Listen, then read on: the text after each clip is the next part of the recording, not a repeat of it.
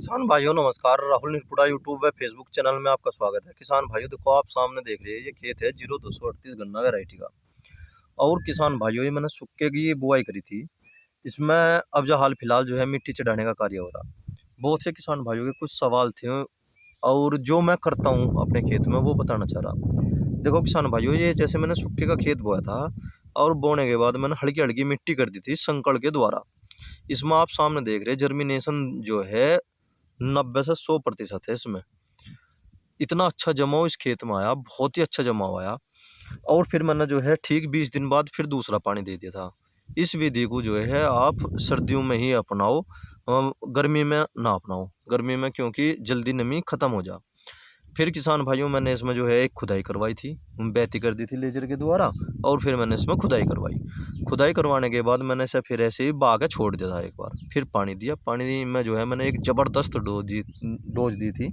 Micro nutrient थी उसमें, sulphur था।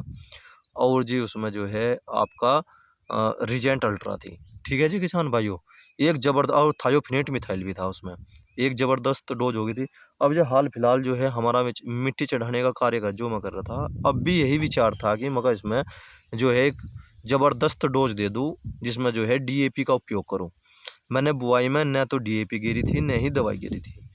ठीक है जी, क्योंकि अगर हम डीएपी हुई, यूरिया हुआ, दवाई हुई और सूखे का गन्ना बो रहे हम, तो वह लीच हो जा, नीचे चली जावा मिट्टी में। मेरा मानना है वह उसका 100% रिजल्ट नहीं आता बिल्कुल भी।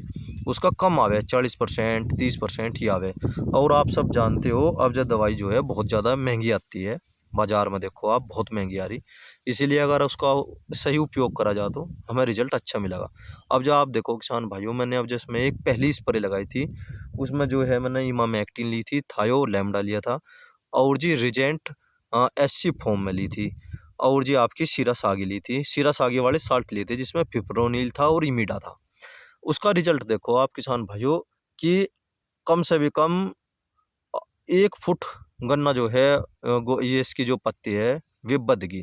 क्योंकि रिजेंट जो होती है इसकी कोशिका ही खोल देती है पौधे की। और इमीडा जो है एंट्री कर जा, वो एक जहर होता है, बहुत ही खतरनाक जहर हो। और इसका रिजल्ट देखो आप सामने, आपके आंखों के सामने है किसान भाइयों, कितना अच्छा खेत खड़ा। अब जो हाल फिलहाल हमारा विचार ये था कि भाई इसमें कोई एक बार फावड़ा और निकलवा दे। पर जो ये खोदने वाले थे उन्होंने साफ मना कर दी, भाई मार पे ये बिल्कुल नहीं खोदने का, क्योंकि चेहरे पे जो है पत्ती लगेगी। मैं ठीक है कोई बात नहीं। तो मैंने देखो किसान भाइयों, और मैंने फिर मिट्टी चढ़ाने का कार्य करा। अब भी हाल फिलहाल मैंने जो है मिट्टी इतनी ज़्यादा नहीं चढ़ाई कि खाई सी बंध जा और चोंच सी बन जा, क्योंकि गन्ना बंधाई में दिक्कत बनेगी और फिर आपका जो है छुलाई में दिक्कत बनेगी और फिर गन्ना निकालने में दिक्कत बनेगी। मैंने जो है हल्की हल्की सी मिट्टी लगाई लेजर के द्वारा है, थोड़ी सी ज़मीन में देखो या चोंच सी जरूर बन जा दिक्कत सबसे बड़ी आती है। ठीक है जी। इसमें जो है फिर एक तो पुड़ी लेकर जब चले जब दिक्कत आ जा, एक छुलाई के समय पर दिक्कत आवे। मैंने ऐसे ही हल्की हल्की सी मिट्टी ले ली।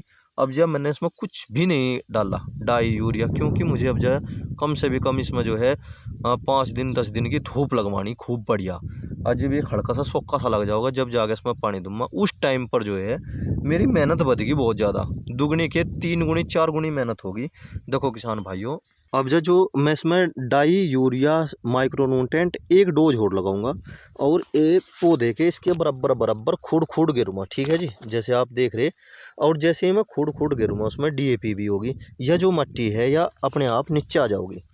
ठीक है जी, जो ये मिट्टी देख रहे हैं आप, ये या मिट्टी दिख रही है जो बराबर में है, यह सारी की सारी उस पर आ जाओगी। और मैंने मिट्टी इतनी ली कि देखो ये किले भी नहीं दबे। ठीक है जी, ज़्यादा मिट्टी नहीं ली मैंने बिल्कुल भी, बस नॉर्मल सा काम करा। ये देखो जी आप सामने देख पा रहे होगे। और जैसे यह चोंच बन रही तो कुछ मिट्टी जो है इसमें गिर जाओगी छुलाई के टाइम तक कुछ भी दिक्कत नहीं होने की। ये देखो जी, ये देखो मैं इसमें एक जो है धीरे धीरे, बस मुझे ये मानो कि आप डबल टाइम लगेगा तुम्हें 10 थन्ने पे अड़ने पड़ेंगे, क्योंकि पत्ती जो है लगेगी ये। और पत्ती देखो जैसे किसान भाइयों ये कह रहा आगे करना ये मत चला।